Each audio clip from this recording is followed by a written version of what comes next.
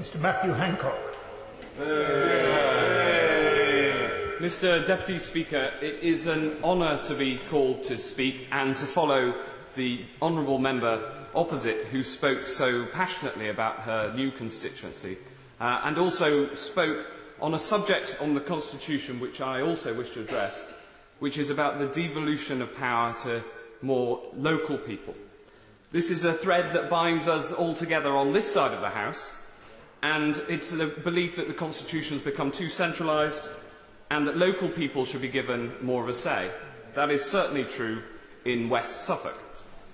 West Suffolk has been represented over the past 18 years by Richard Spring, who was well loved in the constituency, worked tirelessly for it, and was admired and respected on all sides of this House. I can't recall the amount of times that during the election campaign I'd knock on a door and they'd say, "Oh, you're following Richard Spring, well, you've got big shoes to fill."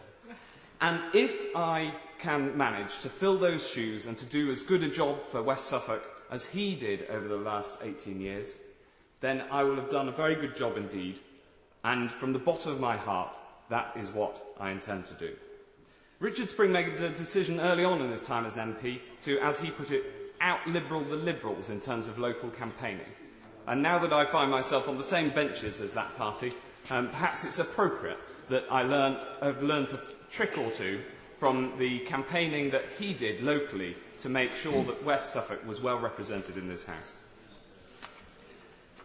Richard Spring's biggest impact on the constituency was undoubtedly in the town of Haverhill. It's the largest town in the constituency, and it has a long history.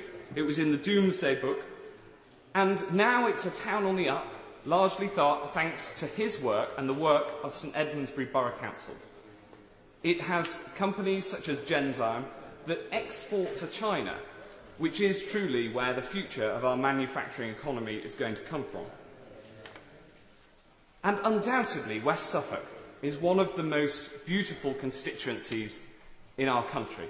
I've heard the claims from others, such as the Honourable Member for Hexham, and I look forward to challenging his claim to have the most beautiful constituency in the country, with villages like Ixworth and Stanton and Bardwell, Hundon and Wixow, and the Stour Valley village of Thurlow, where I live now with my family.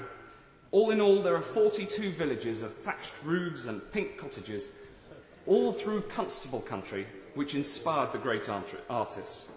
And as well as the most beautiful, West Suffolk is one of the largest constituencies in England, and this large area is united in the poor transport links that we find throughout it.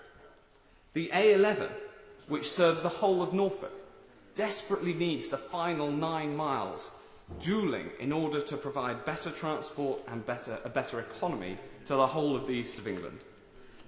And at the most northerly point of the constituency, Brandon is a peaceful market town, but that peace is destroyed as the holiday traffic runs up the high street. And as a new MP, you'll not be surprised that I'm a supporter of the locally fully funded proposal to bring a bypass to Brandon.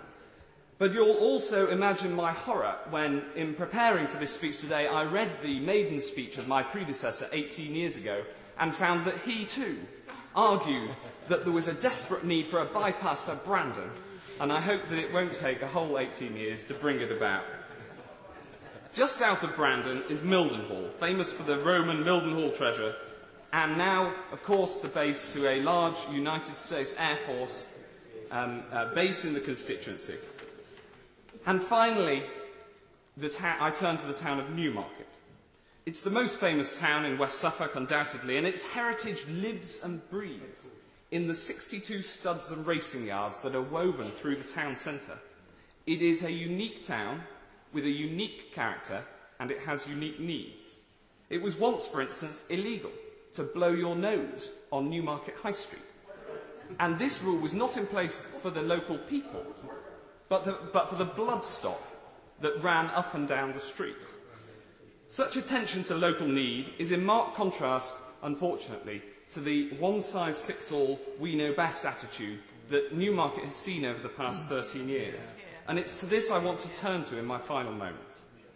For the Constitution has over many years endured a creeping centralism, and in particular, in planning, John Prescott's regional spatial strategies have tried to turn every market town into a clone town. Powers of local people to resist have been stripped away. But already this new government is succeeding in giving power back to the people.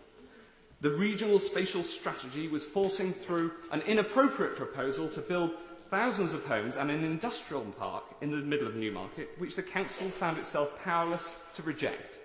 But no more. My right honourable friend, the Secretary of State for Communities and Local Government, has given councils the power to make decisions for themselves once again.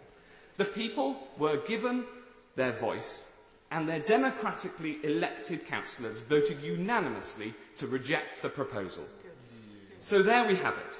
Less than a month into this new government, we are already improving our constitution to make it more local, more responsive to the people, and less in hock to unelected, unaccountable quangos. A law and a quango cannot solve every ill of this world, but by trusting people and sharing responsibility, we can make a start. That is the principle which binds us together on these benches, and I commend the Queen's speech to the House.